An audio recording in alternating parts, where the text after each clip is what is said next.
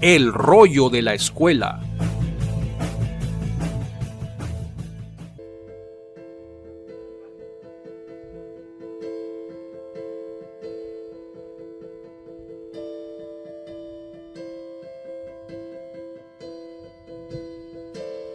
Muy buenas tardes, muy buenos días, muy buenas noches a toda la apreciable audiencia de la Escuela de Alejandría.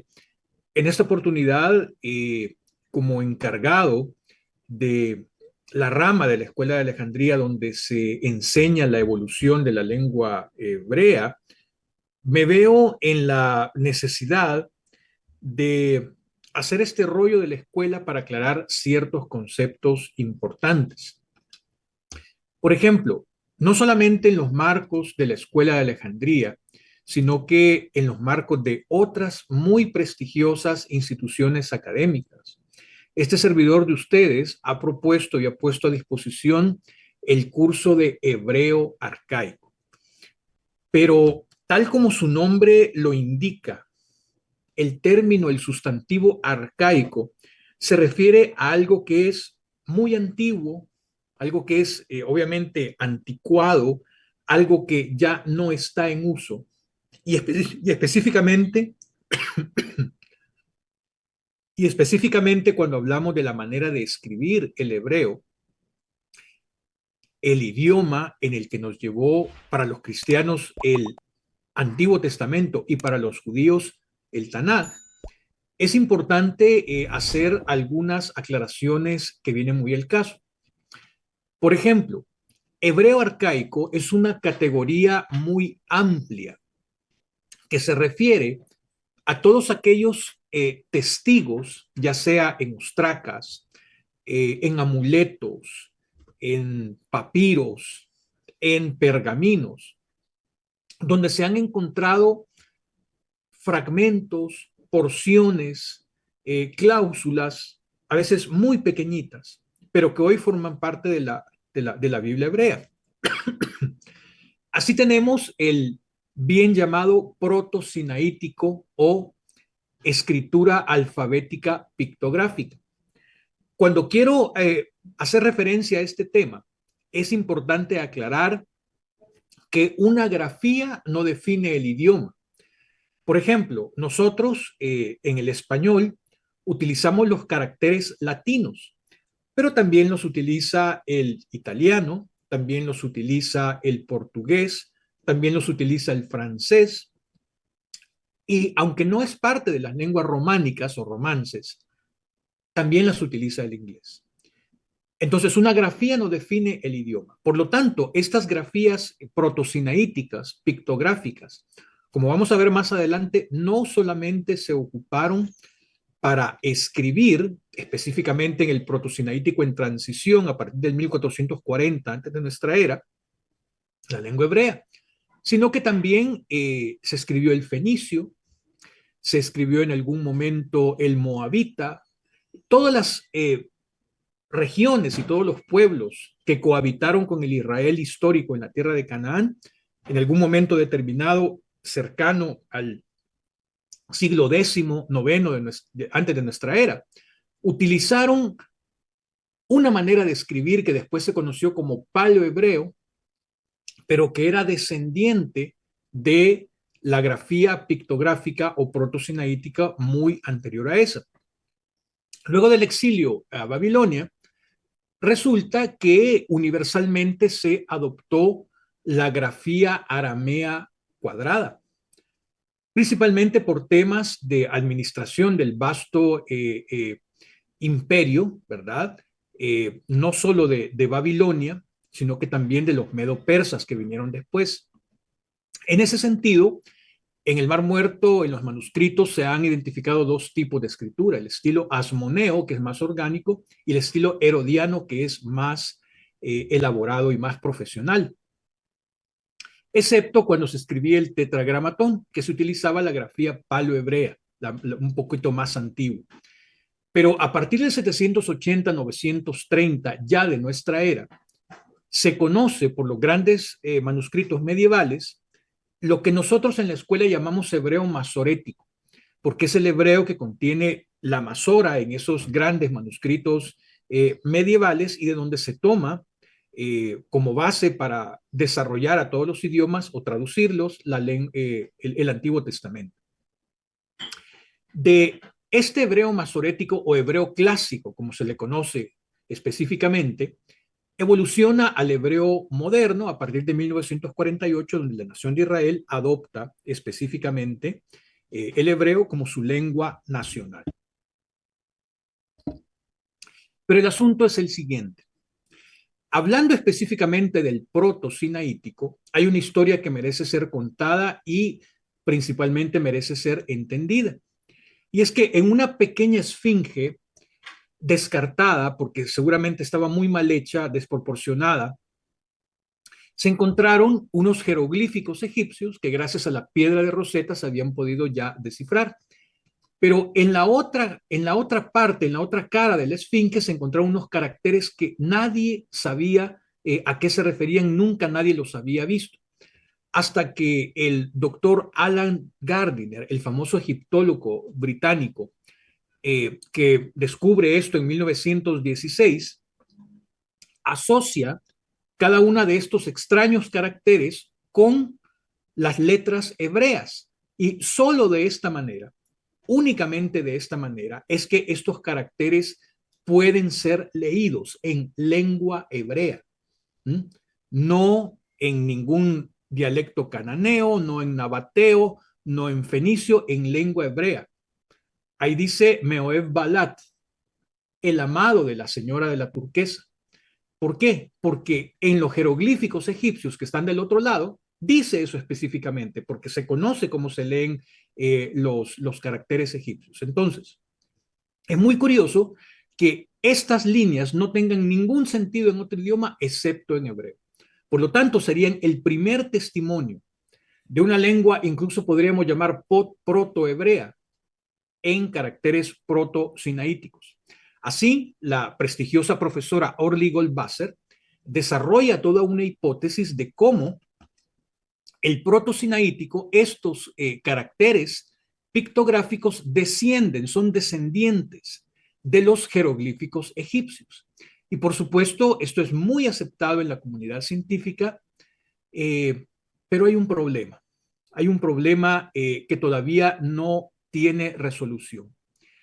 Y es que los sumerios, en el año 3500 antes de nuestra era, específicamente en el sitio arqueológico llamado Tel al-Uaymir, una pequeña aldea ubicada en la gobernación de Babilonia, actual Irak, se encuentra una tablilla que puso todo de cabeza.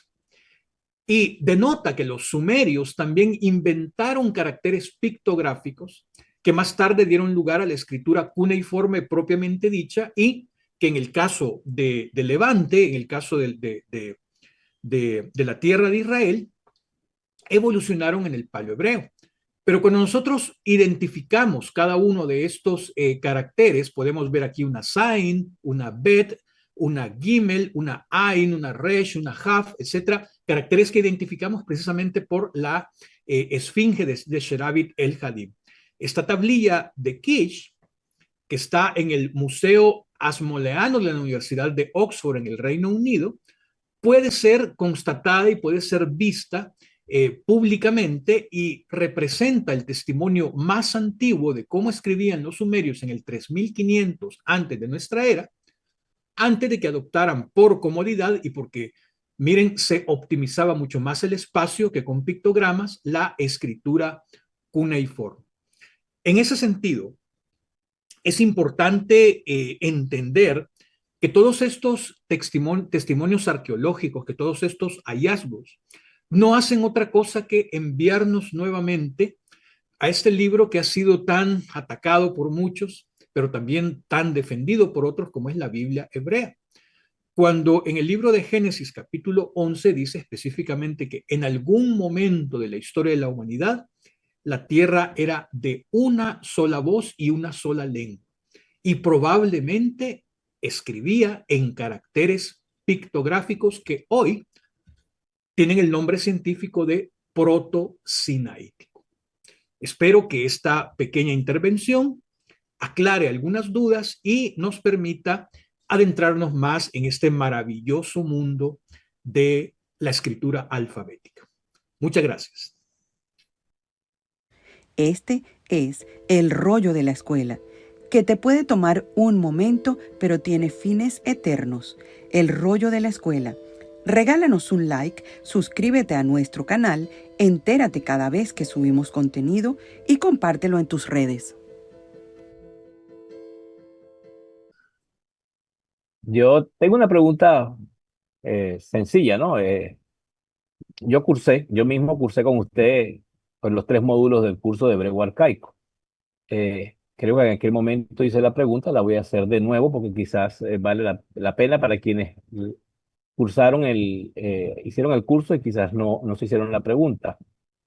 Este nombre de hebreo arcaico quizás algunos lo relacionan con un solo periodo, ¿verdad? Pero creo que, no sé si de manera comercial, usted lo presentó como abarcando todo ese periodo antiguo antes del clásico. Y si eso tiene también de repente algún sustento por la parte académica o más bien es una estrategia comercial. Más bien esa es, digamos, la piedra del zapato, ¿verdad? Ok. Trata de identificarse el proto-sinaítico con el hebreo arcaico, pero eso es incorrecto. Tal como su nombre lo indica, el hebreo arcaico es todas aquellas formas antiguas que se han encontrado en esfinges, en amuletos, en pergaminos, en piedras, en papiros, ¿m? De escritura hebrea. ¿M? Y eso lo separa del hebreo clásico, que comienza ya en nuestra era, pudiéramos decir, a partir quizás de la gran dispersión del año 136 con el hebreo rabínico, que para no perder el estilo de vocalización, la manera de vocalizarlo, se le inventa una serie de puntos que se llaman nekudot, y eso nos conduce a los grandes manuscritos medievales, que son el Códice de Leningrado, el Códice de Alepo, el Códice de Sazón, ¿verdad? Que son la fuente y base principal para elaborar el Antiguo Testamento o el Tanaj, la Biblia hebrea. Entonces, es una separación práctica únicamente. Es utilizar un nombre que tiene un significado específico, arcaico, antiguo, para todas las formas antes del hebreo clásico. Y obviamente que después hay una clasificación más amplia, proto-sinaítico, paleohebreo y el hebreo de Qumran, que se han encontrado por lo menos dos grafías importantes, que son el asmoneo, que es más orgánica, y el herodiano, que es mucho más profesional y elaborado. Entonces, así distinguimos estas maneras de escribir el hebreo antiguas, arcaicas, de las maneras clásicas o más recientes de escribirlo. Y llegaríamos, por supuesto, hasta el hebreo moderno, donde ya se utilizan hasta grafías de imprenta y modernísimas en el actual Estado de Israel. Muchas gracias por su pregunta, profesor. Tengo una segunda, Adelante. Si Jesús no tiene alguna y le introduzco. Yo sí, yo tengo una eh, que vale la pena, sobre todo a nivel de tecnicismo. A mí estos temas me encantan más que nada que rastrean mucho de- del, del pasado. Hay una de las evidencias, bueno, yacimientos arqueológicos más antiguos del planeta, hoy en día se sabe está en Turquía, Göbekli Tepe, y es interesante porque ya desde las inscripciones, si se le pudiese llamar de esa manera, hoy en día dentro de este yacimiento se encuentran muchas, vamos a decir, referencias astronómicas, no solo eso, estilos de, vamos a decir, menhires o piedras erigidas tienen un eco en otro yacimiento todavía igual de antiguo, si mal no recuerdo, creo que es del 10.000 antes de Cristo, se llama Atlit Jam, que de hecho el yacimiento se encuentra bajo el agua, de lo antiguo que es que precisamente predecía a la época en la que hubo esta subida del nivel del mar. Y bueno, cuenta con esto, piedras Masebot, estas piedras erigidas y todo el tema, dan a entender un concepto de religión organizada y de civilización desde muy temprano en la humanidad. Eso es importante porque sabemos que la escritura es producto de la civilización.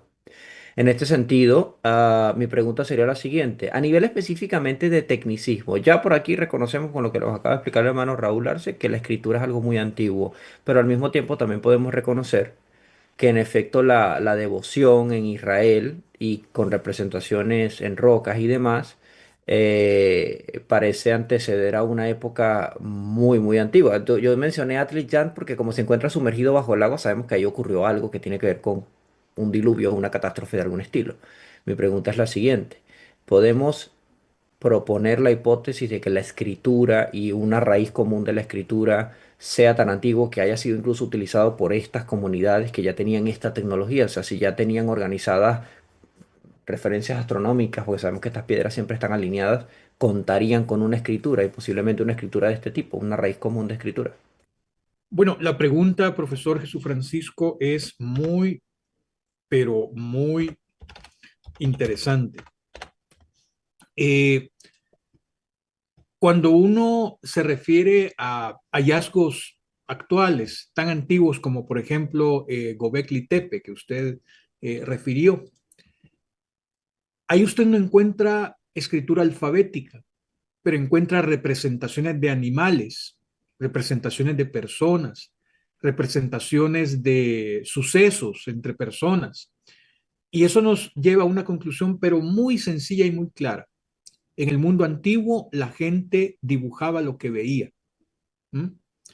Y así nace la escritura alfabética, porque, por ejemplo, la letra Aleph fue, en su versión más antigua, más arcaica, la representación de la cabeza de un buey, pero a la vez, esa representación de la cabeza de un buey tiene un significado adjunto que nosotros en la escuela llamamos mnemotécnico, que representa fuerza, liderazgo, la fuerza motriz del mundo antiguo. La letra Bet es la planta organizada desde arriba de una tienda beduina, una casa, un lugar de habitación y representa interior, estar dentro de, pertenecer a algo. Así fue evolucionando lo que nosotros ahora entendemos como alfabeto, ¿eh? Y de la manera en que nos comunicamos, pero en el mundo antiguo fue muy, pero muy sencillo. La gente dibujaba y representaba lo que veía de manera concreta, lo que podían percibir con sus cinco sentidos. Ahora, obviamente, con la evolución de la humanidad, todo eso se ha hecho más abstracto. ¿Mm? Eso Coin- podría coin- responder. Coincido precisamente porque me llamó la atención y es algo que yo siempre lo he afirmado y me alegra mucho la respuesta. Cuando hablamos de pictografía, por algún motivo la gente piensa que eso era algo inherente a estas culturas cuyos, bueno, en el caso de los egipcios, los jeroglíficos y todo eso, pero sabemos que la humanidad desde el principio, lo que se convirtió finalmente en el lenguaje, originalmente eran dibujos. Y en Gobekli Tepe tenemos eso, dibujos, por todos lados, dibujos. Entonces es algo inherente a las raíces de la humanidad, la pictografía. Gracias, profesor, muy buena ponencia, me encantó. Gracias a usted por su pregunta. Y estaríamos volviendo a eso con los emoticones. Interesantísimo, interesantísimo. Estamos volviendo precisamente a la manera más práctica y rápida de comunicarse con los emoticones hoy en día. A veces tengo que preguntarle a mi hijo qué me quiso decir con el O sea, dibujito, claro, claro, porque no lo entiendo. claro. Una pregunta comentario. ¿Verdad? Yo recuerdo en el curso de hebreo arcaico que lo hice quizás hace 3 o 4 años, que usted era muy cuidadoso siempre en el uso y que siempre le hablo a los alumnos de este tema, ¿no? Tesis, hipótesis, proposiciones, ¿verdad? Porque a veces se trata de situar esto en absolutos cuando son temas históricos que pues sencillamente eh, es imposible que podamos tener un absoluto porque de repente hay una variante que no tenemos. Lo que podemos tener es una conclusión plausible, ¿ah? En el mejor de los casos, una conclusión plausible. Y digo esto porque recordando aquella clase de la doctora Orlep, Orligo Basser. ajá, eso es una tesis. Exactamente, es una hipótesis muy aceptada en el mundo académico y tiene muchísimo sentido. Lo que pasa es que llega hasta donde llega, pero ¿qué sucede con lo que hay más atrás en el tiempo? Hasta que aparece Eh, la tablilla de Kish. Exactamente, me refiero a la Ajá. tablilla de Clicks. ¿Qué sucede? ni el mayor erudito de Oxford, de la Universidad Hebrea de Jerusalén o del Museo del Cairo en Egipto, ni los profesores de la Escuela de Alejandría tenemos una máquina del tiempo para poder viajar y mirar cómo eran las cosas. Entonces, lo que manejamos son hipótesis plausibles. La hipótesis de la doctora Orly Goldwasser no solamente es plausible, sino que es ampliamente aceptada por el mundo académico, que los caracteres protosinaíticos evolucionaron desde los jeroglíficos egipcios. La pregunta es, ¿y de dónde vienen, de dónde evolucionaron los jeroglíficos egipcios? ¿De dónde vienen los caracteres pictográficos de la tablilla de Kish?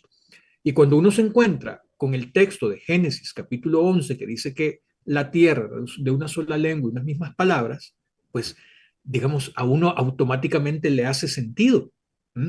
Aunque pueda molestar de alguna forma al mundo académico porque crea que estamos imponiendo algún dogma, algún tipo No, de cosa. No, digamos, esa frase no está ahí ociosa, no es un invento.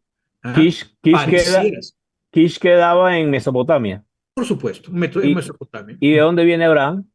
De Mesopotamia, Entonces es más lógico que arrastrara por supuesto. ese tipo de escritura, ¿no? Por supuesto, por supuesto.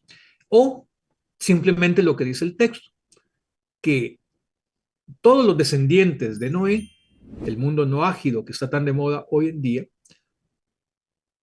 habrían escogido esa manera de comunicarse, ¿verdad? Con caracteres pictográficos, probablemente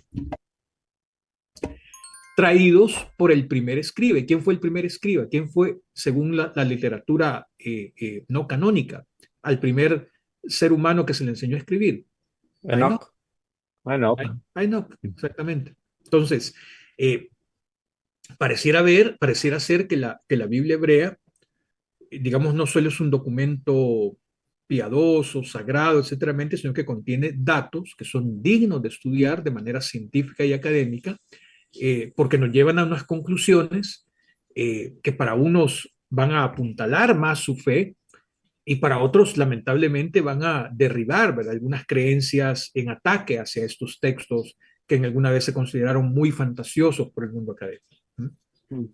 era como cuando, por ejemplo, se pensaba que David era falso hasta que apareció escritura Exactamente. que lo nombra, ¿no? Entonces ya Hasta que sé, aparece la estela de Tel Dan, donde dice la casa de David, Bet David, específicamente. Ni siquiera es un documento hebreo, ni siquiera está escrito en hebreo, está escrito en arameo, ¿verdad? Y menciona la casa de David. Lo que pasa es que el arameo es lo mismo que decir como el español, el italiano, el español, el portugués. Son lenguas hermanas, lenguas semíticas. Entonces se parecen mucho y nombres y verbos y sustantivos se utilizan en común en esas lenguas, así como ocurre con el español, el italiano y el portugués. entiendo, comprendo. Una cosa que me llamó la atención de precisamente este asunto de mezclas de raíces, que hay gente que me imagino yo que debería empezar a entenderlo. El escrito, por ejemplo, de Alá, que tanto he mencionado yo en mis clases porque por cuestiones de teología y por raíces semánticas lo uso mucho, es un texto arameo, pero la grafía en la que está escrito es una grafía fenicia. Es decir, cuando la ven parece paleohebreo, pero no es paleohebreo, es arameo. Y cuando llegamos, por ejemplo, a los textos de Elefantina, los textos de Elefantina están escritos en grafía demótica, que es un tipo de egipcio, pero es arameo. Es decir, es arameo. Cuando lees los documentos es arameo. Entonces, llama la atención porque la gente piensa que precisamente el tomar prestado la grafía de un lenguaje hace que el lenguaje sea ese, y no es el caso.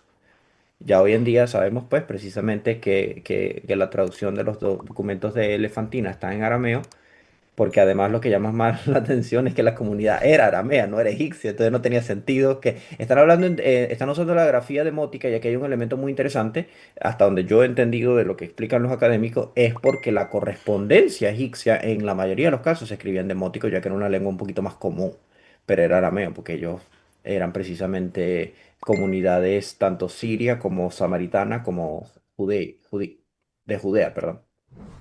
Totalmente de acuerdo. O sea, es decir, el que un texto esté escrito en cierta grafía no lo identifica como un idioma específicamente. Y vuelvo al ejemplo más práctico. Nosotros utilizamos para escribir el español caracteres latinos, pero con esos caracteres latinos. Obviamente se puede escribir el latín, el francés, el italiano, el portugués y hasta el inglés, que no es Ya está una el lengua inglés. románica, ¿verdad? Entonces, la grafía que normalmente se conoce como paleohebreo o fenicio, pero esa evolución práctica de los caracteres pictográficos la utilizaron muchísimos pueblos para escribir en sus propios idiomas. Entiéndase arameo, fenicio, nabateo, moabita y por supuesto también hebreo. ¿Mm? El paleohebreo es específicamente hebreo escrito en esos caracteres que muchos eruditos asocian en un primer momento a los fenicios, pero que, como ya vimos, probablemente no se trate nada más de la evolución natural de los caracteres pictográficos a una manera más práctica de dibujar, tal como lo hizo en Sumeria, de caracteres pictográficos a cuneiforme. Entonces, todo parece que el ser humano lo ha hecho como en función de la practicidad y la velocidad con que se podía hacer, porque es más lento y se utiliza menos óptimamente el espacio cuando se hace un gran dibujo que cuando se ponen solamente tres cuñas, ¿verdad? Que representan lo mismo. Eso está pasando, tal como le decía el profesor William Márquez, con los emoticons hoy, actualmente. O sea, no, es más fácil decir así en un chat que decir, sí, estoy de acuerdo, me parece bien, ¿verdad? Porque hay que Sí, escribir un montón de líneas. Entonces, simplemente hago esto, ¿verdad? Y lo pongo ahí. O sea, estoy de acuerdo. Entonces, así pasaba en el mundo antiguo, así pasa en el mundo actual, y parece ser que mientras la humanidad exista, así va a seguir pasando. Bueno, me quedó bastante claro. ok. Bueno, muchas gracias por su atención, muchas gracias a mis queridos compañeros profesores de la escuela, el profesor William Márquez, especialista en griego koiné, y el profesor Jesús Francisco Mendoza, especialista en divinidades de la Escuela de Alejandría, junto con este servidor que les habla, Raúl Arce, en el área de la lengua hebrea y la historia del judaísmo antiguo, pues nos despedimos hasta una próxima ocasión. Muchísimas gracias por su atención. Bye bye. El rollo de la escuela. El rollo de la escuela, en la Escuela de Alejandría, un programa donde estamos siempre dispuestos a dar solución a tus inquietudes de este día.